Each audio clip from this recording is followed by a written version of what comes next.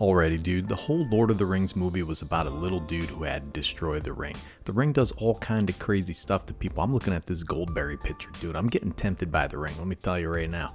Boromir, he wanted the ring because he has daddy issues. He even body slammed Elijah Woods in the movie, but then the orcs poked a bunch of holes in his body and all of his blood fell out.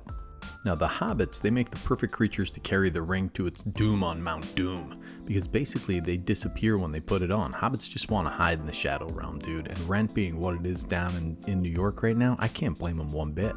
Alright, so as the set nears release, people are going to have to deal with this new mechanic, the Ring Tempts You, and they may not know what it does. So listen, old Nicky G is here to make sure you face your Commander games armed with the knowledge of the ring, and what a tempting little minx it can be, just like Goldberry, dude. But first off, remember that this ability has nothing to do with the card, the One Ring. That's a whole different thing, dude. Alright, here's some Wizards information straight from the source. The Ring Tempts You shows the influence of the One Ring on those who possess it.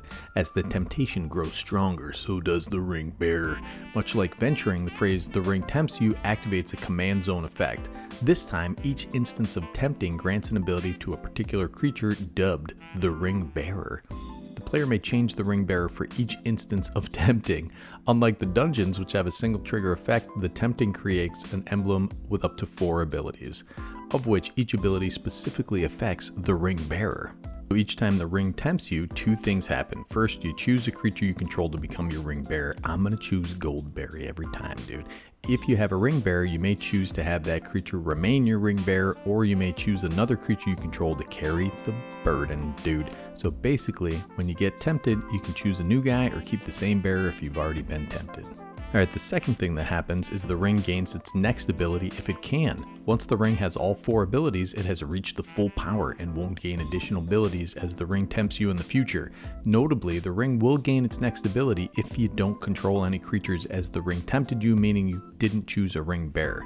You can just keep a printed emblem in your command zone to remind you that the ring has these effects, and the ring gains the effects in the following order. So the first one is your ring bearer is legendary, can't be blocked by creature with greater power, so a little skulky action there. Whenever your ring bearer attacks, draw a card, then discard a card, a little looter action there. Whenever your ring bearer becomes blocked by a creature, that creature's controller sacrifices it at the end of the combat, so basically a little death touch. Whenever your ring bearer deals combat damage to a player, each opponent loses 3 life. So yeah, man, I'd say those abilities are pretty dope if they're free rolls. The ring bearer gets skulk, becomes a legend, you can loot, you get death touch, and then you get a nice little drain effect. There is no downside whatsoever. Once the ring gets an ability, it always has that ability, so you get all 4 abilities in order. The ring bearer is a new designation. It's not a creature type or an ability. The creature you choose remains your ring bearer until you choose another one. It leaves the battlefield or another player gains control of it. Each player has their own ring bearer, and you can only have one at a time. Spells and abilities may refer to your ring bearer. Most obviously, the ring itself has abilities that affect your ring bearer. It immediately becomes legendary and can't be blocked by creatures with greater power. In time, the ring's other abilities will provide valuable combat bonuses. Other cards, including Sauron the Necromancer, refer to your ring bearer. Now here are some rulings. The ring can tempt you even if you don't have a creature. The ring gains its abilities in order from top to bottom. Once it gets an ability, it has that ability for the rest of the game. Each time the ring tempts you, you must choose a creature if you control one. Each player can only have one emblem named the ring and only one ring bearer at a time. This is an interesting ability and perhaps best showcased by Smeagol, Helpful Guide. 1 black and a green for a legendary creature halfling horror, it's a 4/2. At the beginning of your end step, if a creature died under your control this turn, the ring tempts you. Whenever the ring tempts you, target opponent reveals cards from the top of their library until they reveal a land card. Put that card onto the battlefield tapped under your control and the rest into your graveyard. This is a reliable, repeatable way for the ring to tempt you, but only once per turn cycle. So basically after 4 turns you get the full power of the ring. There are quite a few cards in the new set that have one-shot effects when they enter the battlefield. Or you have stuff like the Witch King of Angmar, 3 black for a legendary creature, Wraith Noble, it's a 5/3 with flying. Whenever one or more creatures deal combat damage to you, each opponent sacrifices a creature that dealt combat damage to you this turn, and then the ring tempts you. Discard a card, this guy gains indestructible until end of turn and tap it. This pays you with a tempting when some fool hits you for combat damage. Probably the most efficient of the repeatable effects revealed so far is Call the Ring, 1 and a black for an enchantment. At the beginning of your upkeep, the ring tempts you. Whenever you choose a creature as your ring bearer, you may pay 2 life. If you do, draw a card. So this triggers on upkeep, and if you have like a creature, you can pay 2 life and draw a card. You got to choose a new one each time though, dude, because you have to choose a creature as your ring bearer. I'm not 100% sure on that rule, but whatever. But you can get the ring up to full power in about 4 turns. In evaluating this ability, you have to keep in mind that you're either building heavily into this or devising ways to get to level 4 quickly, which doesn't seem easy to do.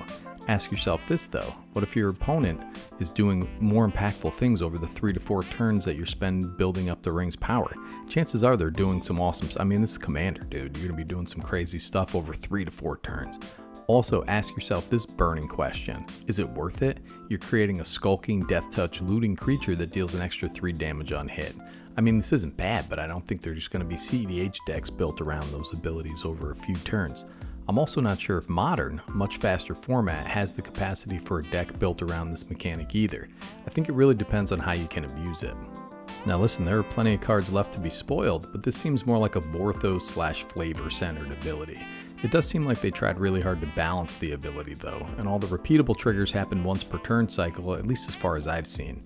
Take for example Galadriel Elven Queen. I don't know if I said that right, dude. I don't even care, brother. It's 2 green and a blue for a legendary creature, Elf Noble. It's a 4/5.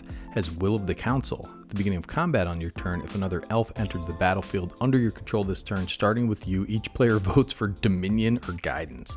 If Dominion gets more votes, the ring tempts you. Then put a +1/+1 counter on your ring bearer.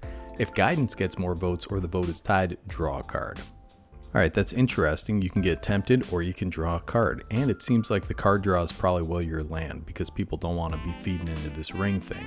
She is beefy though, 4/5 is nothing to sneeze at, but contrast this with Rashmi's Eternity Crafter. It's 2 green and a blue for a legendary creature, Elf Druid. It's 2/3. Whenever you cast your first spell each turn, reveal the top card of your library. You may cast it without paying its mana cost if it's a spell with lesser mana value. If you don't cast it, put it into your hand, so basically draw a card. This triggers every turn as long as you cast a spell. It isn't as beefy, but this card's like $1, dude. So final thoughts on this. I think it's kind of an underwhelming but very flavorful mechanic, which is fine, I guess.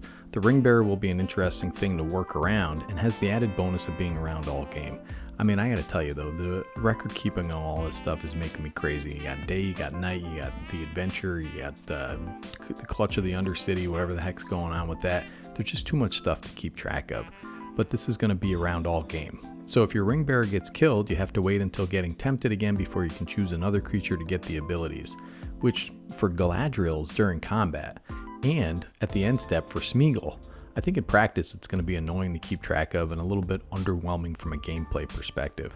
But listen folks, let me know what you think. Is this the best thing ever? Are you really excited about this? That's what the dang comment section is for, you dingus. It's Snicky G from Better Commander, signing off.